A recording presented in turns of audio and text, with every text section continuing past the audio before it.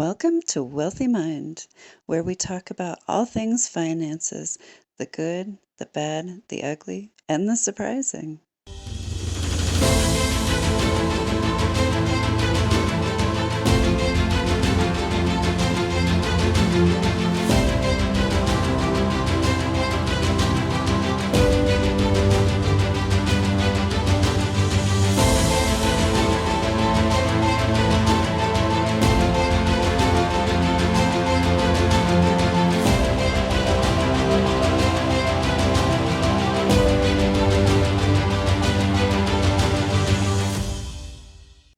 Hello and welcome to Wealthy Mind. I am your host, Misty Rose Gold, International Success Coach, and we love to help you create and maintain a wealthy mind.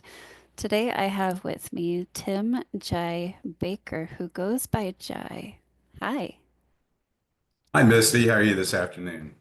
I am doing well. How are you? I am well also, thank you. That's good. I'm grateful to be alive. If that comes up in our talk today, awesome. If not, awesome, but here I am. So, um, tell us what you do. Um, well, I've had a 39-year career in wealth management, Hmm. and I took a 2-year sabbatical a couple of years ago, and I wrote a book called The Awakened Investor.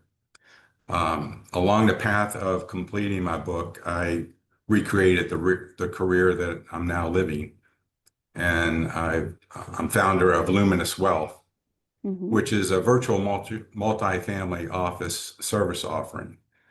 And it's a holistic way of working with families and handling their affairs. Because in my view, money can't be managed in a silo. Um, in fact, money doesn't even make one wealthy. The etymology of the word wealth back in 1250 AD was weal, W-E-A-L-E, and it meant prosperity, health, and well-being. And then somewhere in the 1400s, the Dutch dumbed it down to just money, just Hmm. currency. And so we've lost sight of what wealth really is. And Hmm. for someone to be worth $1 billion, but they're on a lung machine and none of their family members wants to be around them because they have nasty relationships, that's not a very wealthy person just because they have a lot of currency. And Right. so what we're doing at Luminous Wealth is returning and reminding people what wealth really is. And we need to Hmm. be wealthy with our relationships, wealthy with our health, wealthy with our careers, wealthy and our emotional intelligence. Hmm. And so that's the body of work that we're doing now and working with families. And it's my idea that, and we work with 8 aspects of this. The categories that we work in is in mindfulness, um, spiritual practice, physical health, clean diet, social interactions, which involves relationships, self-care, home aesthetics and business aesthetics or your environment, and finances. And it's my belief that if we can master the 7 of those 8, with the 8th one being finances, if we master those 7, finances is just going to fall into place. It won't even be a concern. Hmm. Surely we will respect the finances, but we'll have a team of fiduciaries that's going to be working for the family mission statement to take care of that for the family. And so I'm really excited about what we're doing, the teammates that I have, and the people we're beginning to work with. Hmm. Well, I really appreciate that you are bringing back the true definition of wealth because I never bought into the standard American like definition of what wealth is. It just it didn't make sense to me. I'm like, yeah, but I want fulfillment. Yeah, but I want inner peace. Yeah, but I want a healthy body. I want longevity. Like, how do I balance those and still create and generate money in my world? Right? So Right.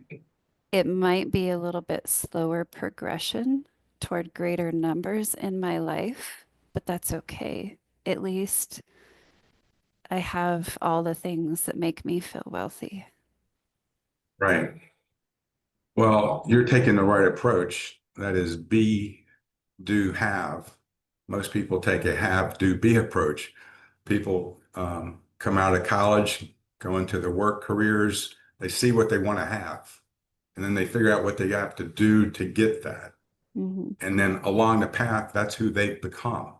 And usually there's a lot of integrity that's missing, a lot of morality that's missing.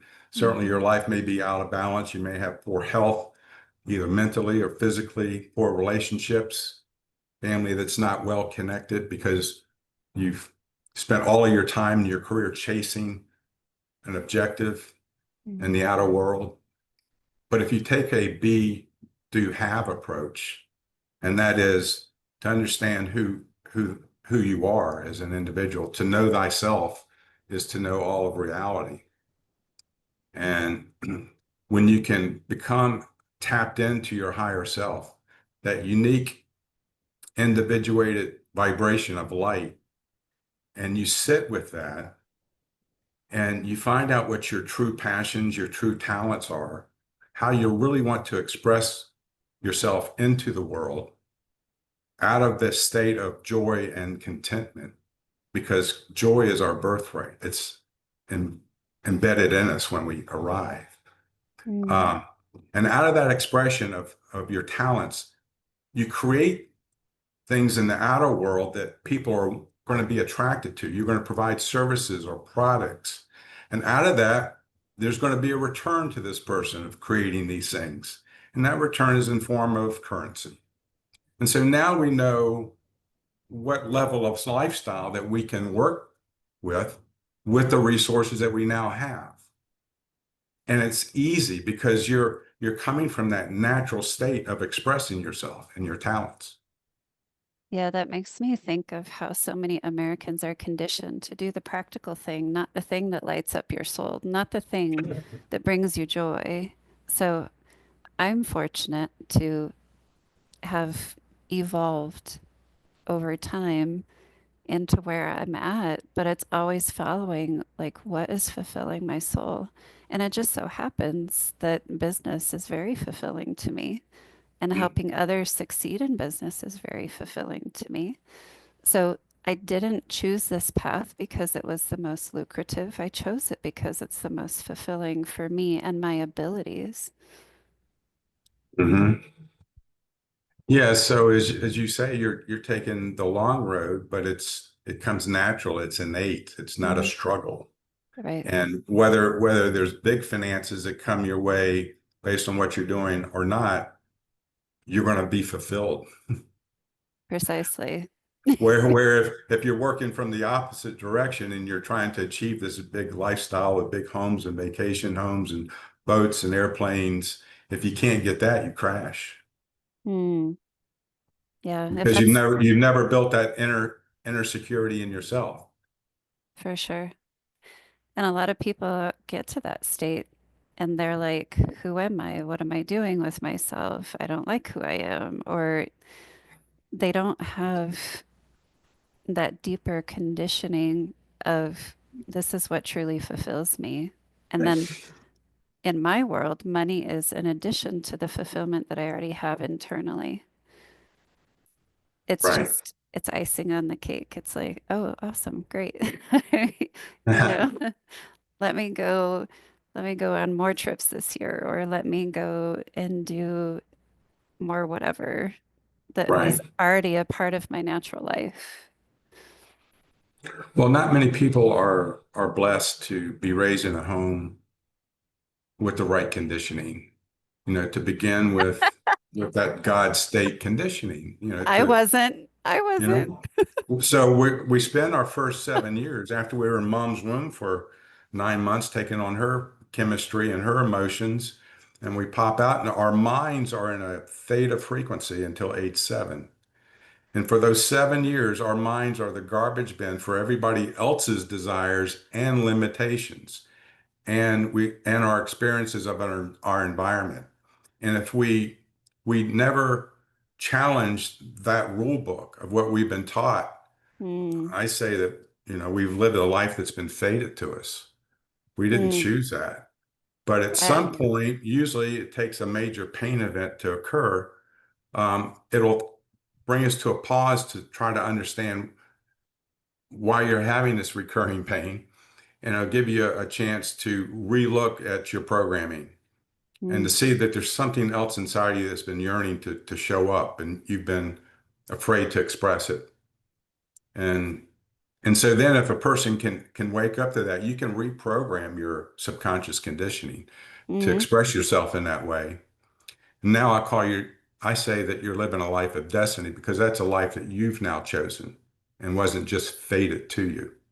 Yes, sir. I chose my life at 8 years old. So I chose to change the world. Didn't know how, but it was a choice that I made at 8 years old. And Wow. that was my redemption story. It saved me from my Mm. family. It accepting that calling is what led me eventually to leaving my family because I was in a very toxic and abusive environment. So it gave me something greater to live for. And I'm so glad I chose, but I also live intentionally. Everything I Hmm. everything I do is with a greater intention of what is my purpose in this life? What am I good at? And how is it going to affect the masses? So I think intention is so important because a lot of people just run off of default programming, which is the subconscious programming that sinks in when we're children. And I've challenged it my entire life. I have challenged Hmm. every belief system that is inside of me, transform them if they need to be transformed. If they don't align with where I'm headed, they have to be transformed. Even like business, money, relationships, what truly aligns with me at my core, and does it fit with what I was taught as a child? If that doesn't fit, then I work to reprogram it. So I'm living proof that you can reprogram your subconscious. You do not have to run on default, but you can live intentionally and Right, create a life that is amazing for yourself. right. And so, in order to do and accomplish what you were able to do there, a person needs to empty their mind. And in doing so, we need to spend an extended amount of time with ourself In the present and moment, yeah. in the present moment. And I do that through meditation. So, And so I learned my techniques from Dr. Deepak Chopra back in 1997. And it's been my daily practice since then. I've experienced other healing modalities and other meditation techniques, but Deepak's technique of my mantra meditation is my daily practice. And sometimes I add on to that. But we're not wired in the United States culture to meditate. We brought in yoga as several many years ago, and it was easily adapted to because we just replaced our gym time by going to a yoga class, and that's been beneficial. Most people don't fully benefit from the yoga the way that it's intended to because they're just using it for exercise. It's really a preparation for meditation. But we mhm. haven't adopted the technique of meditation in our country because we've never been taught that in our country. We've been taught prayer, but prayer doesn't usually take very long to take place. And we haven't been taught these techniques. And so it's been slow to embrace in our culture, but it's beginning to. I go to a lot of spiritual retreats and a lot of other retreats. Dr. Joe Dispenza is doing a fantastic job of teaching meditation techniques. He has week-long events where 3,000 and more people come to his events. And it's amazing the light that's being spread through what he's doing in his work. You know, Mm. and so there's other people, obviously Deepak Chopra, but Didn't, that's so where just that's real where the real quick, magic is. for people that aren't familiar with Joe Dispenza, isn't he the guy that was in the hospital and through meditation healed his spine? Yeah, and I forgot what year it was, but he was a chiropractor by training and then went into neuroscience. And he was in a triathlon and he was in the second leg of it and he was in biking in the biking leg and he was rounding a corner in a village, and traffic had been halted, barriers were up, and he was trying to pass two bikers on his right. And as he's getting into the intersection and turning, making a right-hand turn, an SUV going 50 plus miles an hour went through the barrier, ran him over, knocked him off the bike. It carried him for another 30 yards and before the car stopped and then spit him out. So he's obviously rolling another 30 yards down the road. And he had, among other injuries, six fractured vertebrae. So being a chiropractor, he knew the back surgeons to bring in to give him their recommendations. And the last guy came in on one evening after like 3 days, and he said, if you don't let me do this procedure, which basically saws off the back half of your vertebrae and insert a steel rod down your vertebrae, he says, you're never going to walk again. Mm. And Joe was laying face down on the gurney, and I won't say the whole word, but he said basically F you. Yeah. And they wheeled him home on this gurney, and for 11 weeks he would all day long of his awake time rebuild his vertebrae back piece by piece, and with his meditation technique. And he said if he got to a part where he got distracted, he'd make himself start over again until he perfected it. And I forgot how many weeks it took him to actually get to that perfection. But he did. In 11 weeks, he's back at his office working. Mm. And he's speaking all over the world and Oh helping my, tons of yes. I mean, the people. guy, he can do yoga, he can do martial arts. I mean, you cannot tell anything was ever wrong with this guy's back. He's Mm. an amazing human being, and his dedication to this work is amazing. There's a organization called Inner Science Research. It's studying 63 diseases of the body and the effects of meditation on those 63 diseases as compared to the results of Western medicine techniques. Mm. And it just blows your mind what the technique of meditation is doing for the body and its healing. Mm. Well, thank you for sharing that because a lot of people aren't familiar with the power of meditation and the power that they have within themselves. So, a lot of people are just deprived of the knowledge of their self-power. And I'm a fan of meditation. I use a couple different forms, and I'm Mhm. one that likes to stretch in the evenings Mhm. with some meditative music. And that's my meditation time. So I mix it with stretching and some music. And it works really well for me because I'm processing the day. I'm bringing my body to homeostasis, but I'm also clearing my mind. I'm clearing my emotions. I'm clearing everything from the day. So I'm serving all the different parts of me when I do it. And it's such a beautiful practice because I get clarity for myself and my clients in that state. Right. So I love it. It's everything. Mm. Yeah, it not only affects your inner peace, but it leads you to right action in your Yes. walk in the world. And all of a sudden things start to synchronistically line up for you that, you couldn't manually do on your own in that quick time that things just show up, Hmm. Mm. So it impacts every aspect of your life It in a does. in a very whole way. So this leads me to a question I would like to ask you. How do we have stress-free wealth? Well, your point a moment ago about inner peace and is that people don't feel like they can gain that because most of us in this culture have been taught that God is out there somewhere, and we have to pray for, and hopefully He'll listen to us, and maybe we'll be blessed by it. Mm.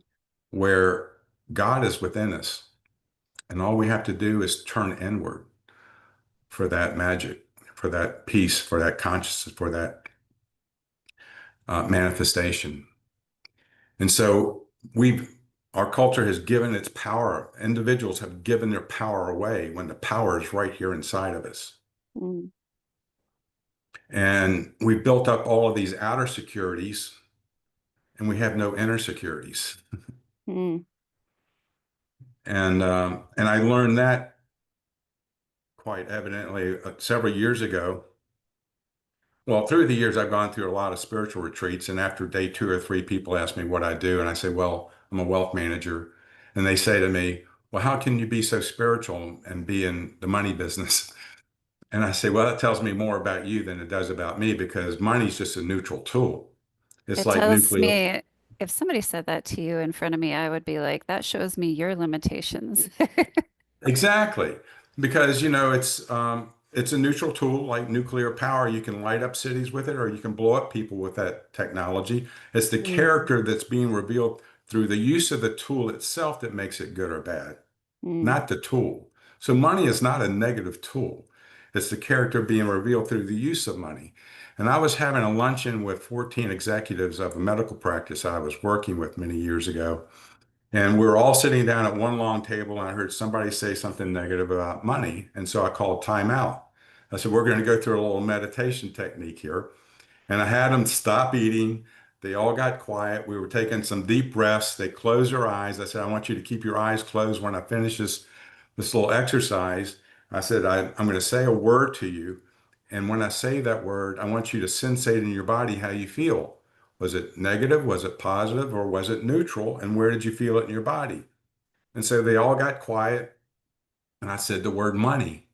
Now, these people were making anywhere from $60,000 to $275,000 of income, and they were one person of a partner household. So they're doing pretty well economically in our American culture, money-wise, income-wise.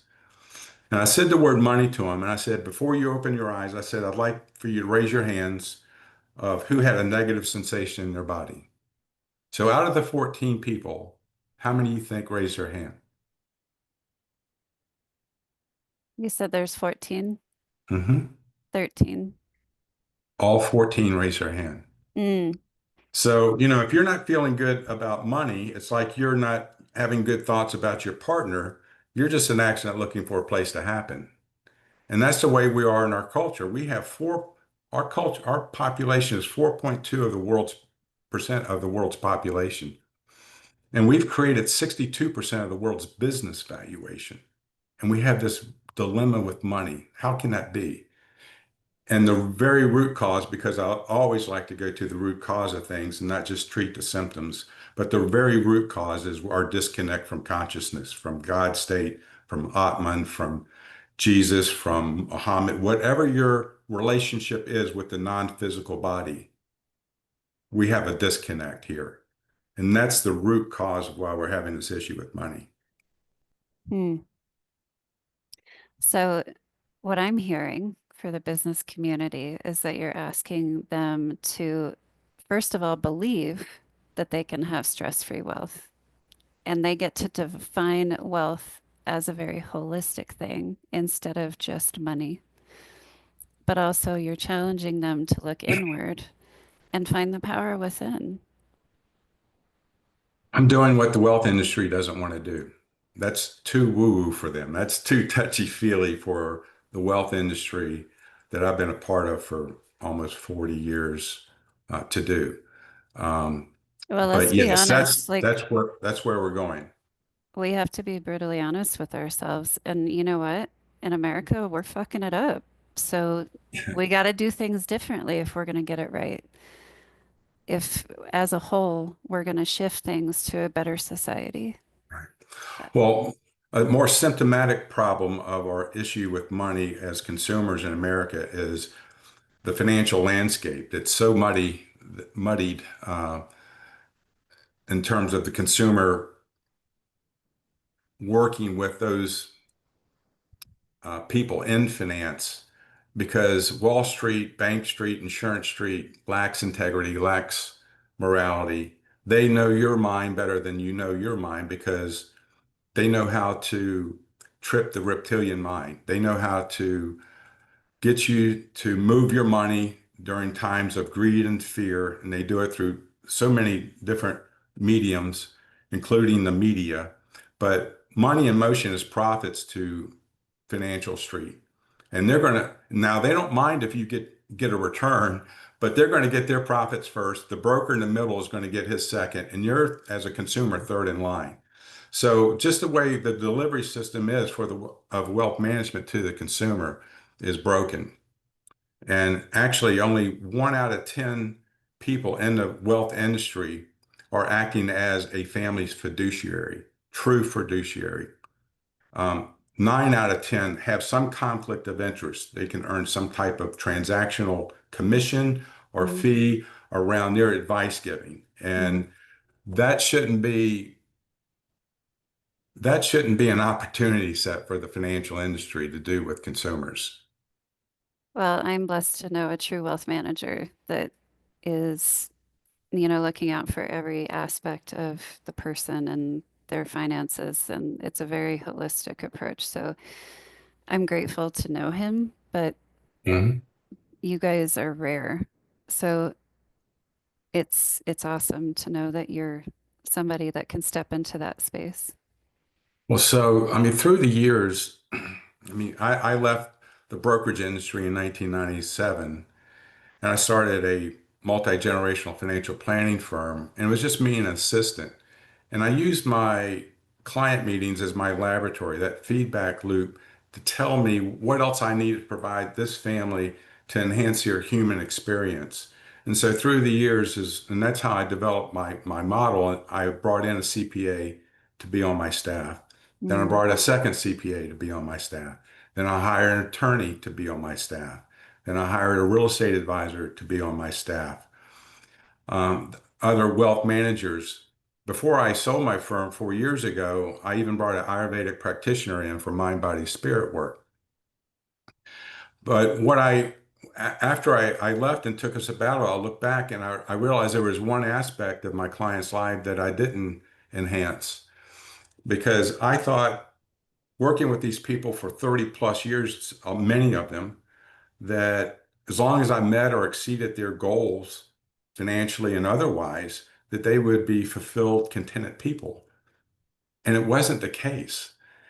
My mm. my my wealthiest client was my most stressed out client. I'm He going to wound up say having, something. Yeah, yeah, I want to just say something. If you are stressed out about money now and you think that greater wealth, financial wealth, is going to alleviate that stress, you are mistaken because the habits with money that you have now follow with you at every level unless you absolutely, actively change them. absolutely. So But thank you. my wealthiest client was my most stressed out. He even had Bell palsy and he had to retire early on one half of his face. Now, thank God, within 2 or 3 years, he fully recovered with his facial condition. Beautiful guy, but the guy was just the max stressed out person I've ever met. And so, what we're doing with Luminous Wealth is it, for one, I mean, because we can't turn the whole society into meditators overnight. It's a process. It's a And so process. so we meet everyone where they are now, Hmm. wherever level they are now. And we help move into the state of no stress by right sizing money and by having this body of work that we're in and where we're looking at 8 aspects of a person's life. Money is just one of the 8 aspects. Now, instead of it being the whole pie of our happiness, it's just 1/8 of it. Mm, And when we can master our mind, when we can master these other 7 aspects of us, money won't even be a concern. It'll just flow. We'll respect it, we'll honor it, we'll have a team of advisors that's acting as your fiduciary to follow the family mission statement, but it won't be a concern or a stress point anymore. mm. So,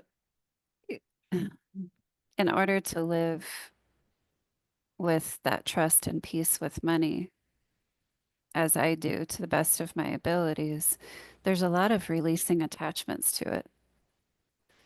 So, releasing the attachment of, oh, this is my self-worth is tied to my money. Well, let's figure out how to have a greater self-worth without it being tied to your money. So, these are the type of attachments that I'm referring to. and getting yourself to that place of releasing the attachment so that you can have that neutral flow state with money, as you call it.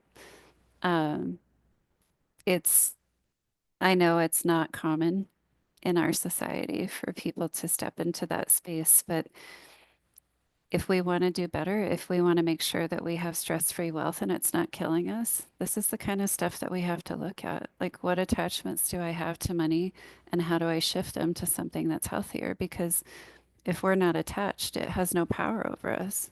So are you going to take your power back from money? Right. Well, what you want to have is to build your inner securities to be as wealthy as your outer securities. That's awesome. Well, this has been a very fun conversation and a radical conversation for some of our listeners. So I would love to wrap up with just what is one thing that you do to keep a wealthy mind, just one that you can share with the audience that you haven't shared already. Well, I've already shared the meditation practice, which is Mm-hmm. paramount.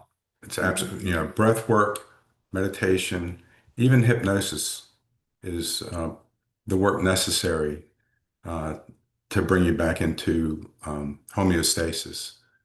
But actually, I have to know thyself is the most important ingredient into enjoying this life.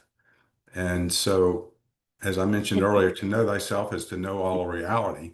And to Mm-hmm. know thyself is to know who you were programmed to be as through those first 7 years. And actually, as a free offering, a person can go to my website, luminouswealth.com, and click on Human Archetype Assessment and take a 46 question quiz. And you'll get a report right away and some videos talking about who you are, because it's based off of the Carl Jung's personas of life. Mm-hmm. Yep. And so um, what this report's going to do is not only show those positive traits, repeating patterns that we have for ourselves in our lives, but it's also going to reveal our blind spots and our biases. And those biases and blind spots we can't see or know. And that's why it's a bias. I mean, water doesn't know itself to be wet. Fire doesn't know itself to be hot. When we're expressing those patterns and we're having these same events happen in our experience in the world over and over, and we keep blaming the outer world for those experiences, no, that's really us that's creating that behavior pattern. Mm. And we don't know it because we're so much of that behavior pattern. And this will Yeah. help reveal some of those things. So I think it's a very valuable report. It'll help bring in some contemplation. Mm-hmm. And it's a good way to start to self-assess. Yeah, self-awareness is key. So when you're saying know thyself, it's what's the truth, right? What is the truth of your, Hmm. when you're present with yourself, what is the truth? Face that, right? So in my world, I try to communicate things very logically in that bubble, even though it's very deep spiritual kind of language, right? So it's how can I deliver the information in a way that is digestible to the logical mind so we can get to the deeper places eventually? So to know thyself is to seek the truth. What is the truth Right. of the state that I'm in right now? And honoring that truth and being able to function Hmm. from there today. Because today is truly what we have. We don't know what's going to happen tomorrow, right? So being able to sit with the truth today, and that takes us on a journey of unraveling, and it takes us on a journey of rebuilding. It takes us on a journey of intentionally creating a life that is going to be fulfilling, that is true wealth for us. So you mentioned Carl Jung. I have a dear friend who's been on the podcast. His name is Christopher St. John. He is a Jungian therapist. So I'm familiar with some of the archetypes and the terminology through him. So I appreciate Hmm. you bringing that to the surface here. So, if you guys are interested in learning more about yourself through this assessment, please go to Jai's website. If you guys want to reach out to him for any questions, I'm sure there's a contact information or a contact button somewhere on his website as well. So, We will put all the necessary links in the description of the episode for you. So thank you so much for offering a radical solution to something that is killing people way too early and Yeah. helping us to see some of the steps that we need to take to create stress-free wealth, which is possible. That's the first step, is believing that it's possible. Aha. So with that said, thank you so much for your time. I appreciate it. Misty, thanks for an enlightening conversation and one that's very necessary and needed. Mm, yeah, I agree. All right, you guys, if this triggered you, you're welcome. Until next time. Thank you for tuning in to the Wealthy Mind podcast. Please be sure to download the Wealthy Mind app today and make sure to support your local Dress for Success.